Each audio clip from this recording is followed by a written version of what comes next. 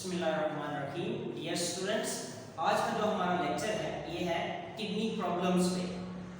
Kidney problems में पहला जो प्रॉब्लम है वो है किडनी स्टोन्स, और फिर हम देखेंगे किडनी फेलियर और रीनल फेलियर। तो किडनी स्टोन्स किस वजह से होते हैं? किडनी स्टोन्स हमारे ब्लड के अंदर किडनी स्टोन जो स्टोनी मटेरियल होता है उस वजह से बनते हैं। अच्छा, वो कौन सा स्टोनी मटेरियल है? वो स्टोनी मटेरियल लाइक कैल्शियम हो सकते हैं, फॉस्फेट हैं, ऑक्सलेट हैं, अमोनियम है, मैग्नीशियम है, यूरिक एसिड है, इसके अलावा सिस्टीन है। ये मुख्तलिफ केमिकल्स हैं और मुख्तलिफ केमिकल से मिलके एक नया फार्मूला बना देते हैं जो कि एक सॉल्ट होता है या सॉल्ट नहीं भी होता। वो सारे जो है किडनी स्टोन की वजह बनते हैं। जैसा कि हम देखते हैं कि हमारे ब्लड में ऑक्सलेट मौजूद होता है, फॉस्फेट हो सकता है, कैल्शियम मौजूद होता है, यूरिक एसिड मौजूद होता है, मैग्नीशियम मौजूद होता है, अमोनियम मौजूद होता है। अब हमें देखना ये है कि ये किडनी स्टोन कैसे बनाते हैं। नॉर्मली भी हमारी बॉडी में मौजूद होते हैं, लेकिन स्टोन कब बनते हैं? जब ऑक्सलेट बहुत ज्यादा मिकदार में है, या फॉस्फेट बहुत ज्यादा मिकदार में है, कैल्शियम बहुत ज्यादा मिकदार में है। अब कैल्शियम बहुत ज्यादा हो गया तो हमने उसे बोलना है हाइपरकैल्सीमिया। इसी तरह ऑक्सलेट जब यूरिन से ज्यादा रिलीज हो रहा है तो हम कह रहे हैं कि ये हाइपर ऑक्सिलरिया हो चुका है। और जब ऑक्सलेट ज्यादा है, फॉस्फेट ज्यादा है, कैल्शियम ज्यादा है, तो कैल्शियम और ऑक्सलेट मिलके सॉल्ट बना लेते हैं। और वो सॉल्ट जब किडनी के अंदर प्रेसिपिटेशन बनाते हैं तो वो स्टोन बन जाते हैं। कैल्शियम ऑक्सलेट स्टोन सबसे ज्यादा पाए जाते हैं हमारे किडनी स्टोन्स यानी कि किडनी के अंदर। तो यानी कि कैल्शियम ऑक्सलेट की जो इंसिडेंट है वो है 70%। अच्छा, इसी तरह कैल्शियम और फॉस्फेट ये आपस में मिलेंगे तो ये सॉल्ट बनेगा कैल्शियम फॉस्फेट, और जब इनकी प्रेसिपिटेशन होगी तो ये कैल्शियम फॉस्फेट के स्टोन्स बनाएंगे।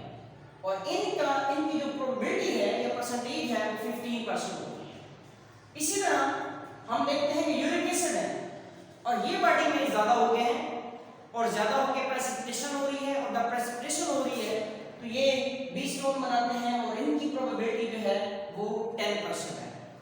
Calcium oxalate 70%, calcium phosphate 15% and uric acid 10%।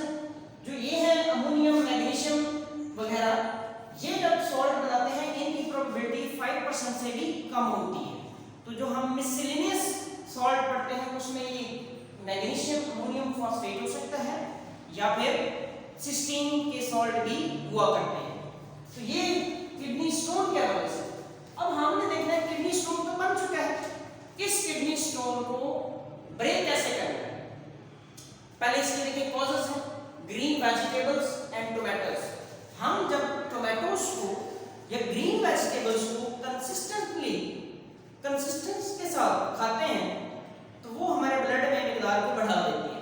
जब वो बढ़ते हैं तो डेफिनेटली वो केमिकल्स हमारे ब्लड में ज्यादा हो जाते हैं और वो सॉल्ट बना देते हैं, और वो सॉल्ट जो है वो किडनी स्टोन बना देते हैं। अच्छा, अब हमें देखें ट्रीटमेंट कैसे। एक ट्रीटमेंट हम देखते हैं सर्जिकल ट्रीटमेंट, एक देखते हैं लिथोट्रिप्सी। सर्जिकल थोड़ा सा प्रिमिटिव ओल्ड एक मेथड था।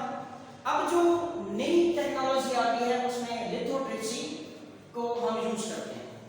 लिथोट्रिप्सी में दो टाइप्स होती हैं, एक है extra corporeal shock wave lithotripsy, इसे हम ESWL भी कहते हैं। एक दूसरी है जिसे कहते हैं परक्यूटेनियस नेफ्रोलिथोट्रिप्सी, वो भी मौजूद है, लेकिन यहाँ पे हम ESWL को जिक्र करेंगे, extra corporeal shock wave lithotripsy.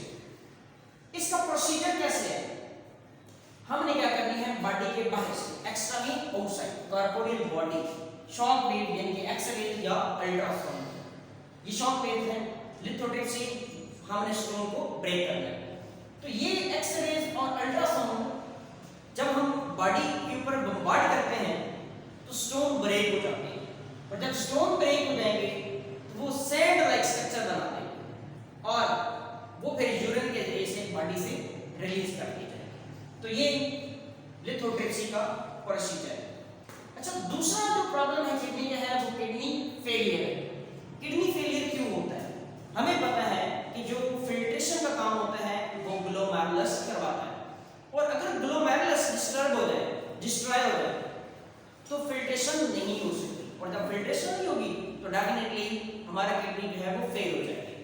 अब होता क्या है इसमें, जो हमें ग्लोमेरुलस नजर आता है, ये ग्लोमेरुलस मुख्तलिफ केमिकल्स और पैथोजेंस की वजह से, कोई पैथोजेंस, कोई वायरस है, बैक्टीरिया है, ये केमिकल्स हैं, ये नेफ्रॉन के ग्लोमेरुलस को डिस्ट्रॉय कर देते हैं। जब ग्लोमेरुलस डिस्ट्रॉय हो जाता है तो फिल्ट्रेशन का प्रोसेस नहीं होता। अब यूरिया जो है बॉडी को लीक नहीं कर रहा, बल्कि यूरिया हमारे ब्लड के अंदर जमा होता जा रहा है, जिसकी वजह से पॉइजनस होगी, कन्वल्जन होगी, पर्सन कोमे में जा सकता है और उसकी डेथ हो सकती है। तो इसका जो ट्रीटमेंट है वो क्या है dialysis, haemodialysis and peritoneal dialysis. Haemodialysis क्या चीज है? हीमोडायलिसिस में एक मशीन यूज की जाती है जिसे डायलिसिस मशीन कहा जाता है, इसे आर्टिफिशियल किडनी भी कहते हैं। अब हम करते हैं क्या है, ब्लड को लेते हैं, ब्लड को उसके अंदर इंसर्ट किया जाता है और उसके अंदर सेमी परमिएबल मेम्ब्रेन्स होती है और उसके अंदर डायलिसिस होता है, डायलिसिस फ्लूइड हम जिसे कहते हैं। वो जो वेस्ट है ब्लड के अंदर वो उन मेम्ब्रेन के जरिए से किस में चला जाता है, उस फ्लूइड में चला जाता है, और जो ब्लड क्लीन होता है हम उसको दोबारा उस पर्सन में लगा लिया करते हैं। यानी कि हमने कहा कि ब्लड को लिया पर्सन से जिसका हम डायलिसिस कर रहे हैं और डायलिसिस मशीन में इंसर्ट किया, उस मशीन ने उसे फिल्टर कर लिया, उसे जितनी भी नाइट्रोजन वेस्ट हैं उसे अलग कर लेना है, और जो क्लीन ब्लड है उसे दोबारा उस पर्सन में, उस पेशेंट को लगा दिया जाता है। तो इस तरह से हम उसका जो ब्लड है उसे फिल्टर किया करते हैं ताकि वो जिंदा रह सके।